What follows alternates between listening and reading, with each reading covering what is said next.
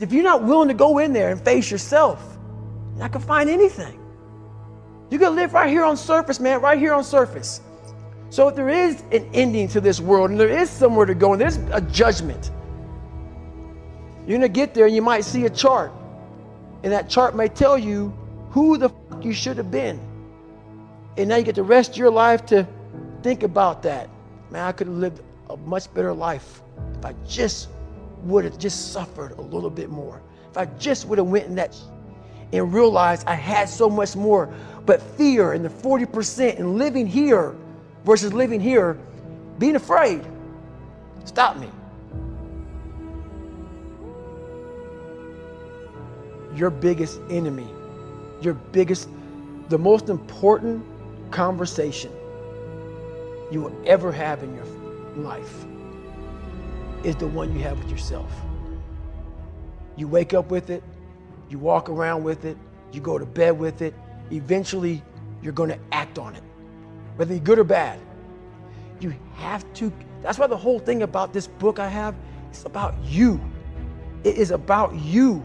It's strictly about you finding who you are. So many people die, live 100 years, never fucking know who they are. Never know who they are. You have to look in that mirror and know there's so much more in here, man. Because I can literally right now be a 300-pound guy spraying for cockroaches still to this day if I did not look in that mirror and say, there has to be more to this. This can't be it. And then willing to go into it, dive deep into it, and give all I have to find it. So that's what all that's about. Let's say there's 10 people in this room, and we're all mediocre.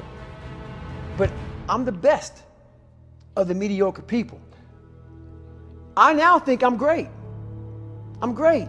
We surround ourselves around people that make us feel great. They tell us what we want to hear. The second we put ourselves amongst the uncommon people, we don't like that feeling, that challenging feeling of that person who's waking up at 3:30 in the morning and say, hey, push your on, we're going for a run. We don't like that challenge. We like that person who says, hey, you know, man, I don't feel good today, man. And they say, oh, it's okay, brother. We'll take a day off, man. We'll get a pizza and watch the game. We like that. We love that feeling. Why? Because you understand, man, we're good, bro. We don't want that motherfuckers like this. Hey, man, no, bro. Get your fucking shit on, man. Stop being a punk. We don't want that in our lives. We don't want that person who's constantly challenging our weaknesses. We want that person who's constantly, making us feel nice and good and secure in ours. That's the mediocrity of life. We want to be the best amongst the average people. People wonder, how do you stay hungry all the time? Because after I accomplish something, I don't sit back like a lot of guys who graduate buds, graduate this, graduate that. They get comfortable. They wonder why I'm getting weak, man. I don't know, I lost my edge. What's going on? Because once you hit the top of the fucking mountain, guess what happened? I'm good. I'm good, so you wonder why you're falling down now. Because once you reach the top of the mountain, you got to build another one. That's mediocrity. There's a lot of people in mediocrity who have a nice resume, but they're one-timers, man. They hit a one-time deal, they busted it open, got a lot of money, but they're good. You're mediocre now, man. What are you fucking doing today, tomorrow, the next fucking day? That's why I don't listen to theorists. I don't listen to all that bullshit. I listen to a motherfucker who's like this, man. What's wrong, man? I'm fucking tired, dude. Why are you tired? Because tomorrow, I gotta do the fucking shit again, man. Whatever the shit is that made me fucking nauseous and sick to my stomach, it made me hurt. There's no ending. And that's the person I listen to. That's the person who's gained knowledge. You gain knowledge through suffering.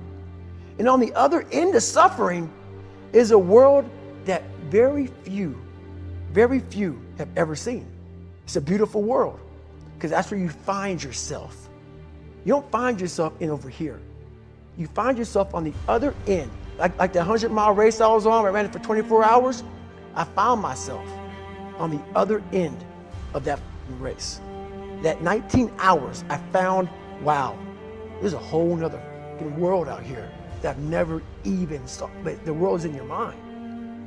And that's what all that mediocrity is about. The mind has the tactical advantage over you at all times. At all times of your life, the mind has a tactical advantage over you. Why is that? It knows what you're afraid of. It knows your insecurities. It knows your deep, dark lies. And it starts to push you away from that. It pushes you in a direction that is comfortable. The mind controls everything. So what I realized was that when I was growing up and I was 300 pounds and I got all fat and I got all insecure, I realized that my mind kept taking me in this direction. When things got uncomfortable for me, when I was facing my insecurities, I was facing my fears, my mind said, oh no, we have the tactical advantage. We need to get you, separate you from this feeling over here. Life's all about feelings. We want the happy feeling. We don't want that feeling of this sucks. If in that moment, you can answer those up questions and you are now in charge of your brain versus your brain ruling you, that's where all that stuff comes from. So the 40% rule is all of that. You get to 40%, your brain says, we're done. Let's roll, man. This is starting to get painful. This is uncomfortable. So you sit down.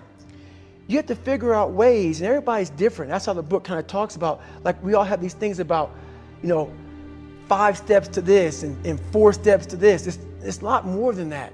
That's all bullshit. It's a practice that you have to, it's a habit. So if you know that at 40%, I'm feeling pain. At 40%, I'm feeling pain. That's where the 40% rule kicks in. Now it starts. Okay, I'm feeling pain. My mind's saying all this to me. It's saying, get out of here, run, flee. The fight or flight kicks in. Okay, we're done. We're not good enough. It starts telling you all these things. You start to believe it because the mind controls all. This is the time where you have to gain control back of your mind. It's okay. Let me see if I can go 45%.